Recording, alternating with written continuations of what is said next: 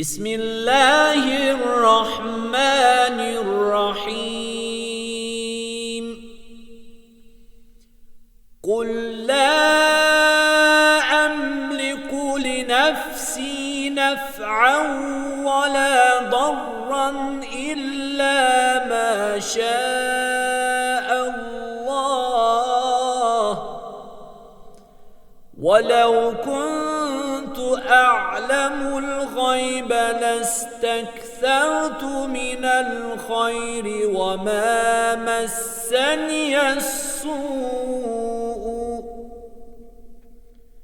إِنْ أَنَا إِلَّا نَذِيرٌ وَبَشِيرٌ لِقَوْمٍ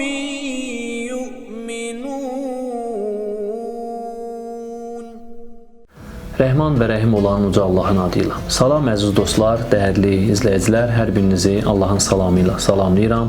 Mübarək, bərəkət dolu günlərdə, Ramazan günlərində hər birinizi yenidən xoş gördük.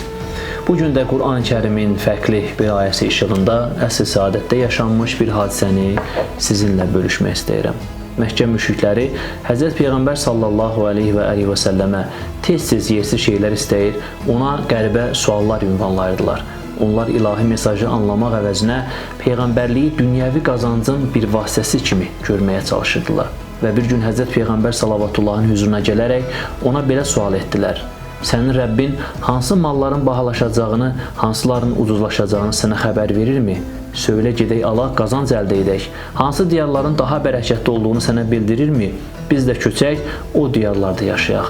Verdikləri suallardan aralarındakı elçini nə qədər az tanıdıqlarını, onu nə qədər az anladıqlarını açıq-aydın göstərmiş olur. Həzrət Peyğəmbərin ilahi çağırışını nə anlayırlar, nə dərk edirlər, nə də dərk etməyə çalışırlar. Çünki onlar Peyğəmbərliyi dünyəvi mənfətlə ölçürdülər. Halbuki Həzrət Peyğəmbər salavatullah onları mal-dövlət toplamağa deyil, haqq və ədalətə, mənfətə deyil, həqiqi səadətə səsləyirdi. Bu qəribə və mənfət güdən suallardan sonra Uca Rəbbimiz Həzrət Cəbrail vasitəsilə Əraf surəsinin 188-ci ayəsini Həzrət Peyğəmbərimizə nazil etdi. Uca Allah bu ayədə belə buyurdu: Ey Rəsulum, de ki, Allahın dilənməsi istisna olmaqla mən özümə nə bir xeyir, nə də bir zərər verə bilərəm.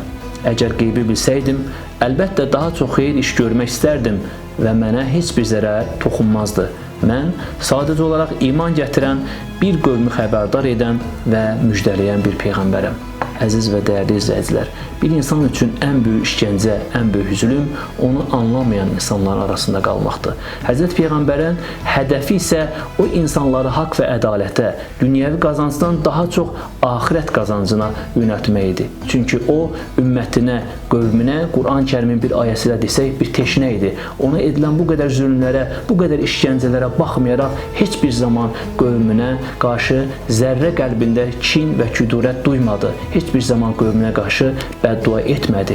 Çünki Quran-ı Kərim onu tərifi edərkən buyurdu ki, o böyük əxlaq üzərindədir. Uca Allah bizləri Peyğəmbəri həqiqi tanıyanlardan, həqiqi onu sevənlərdən, onun izində olanlardan qərar versin.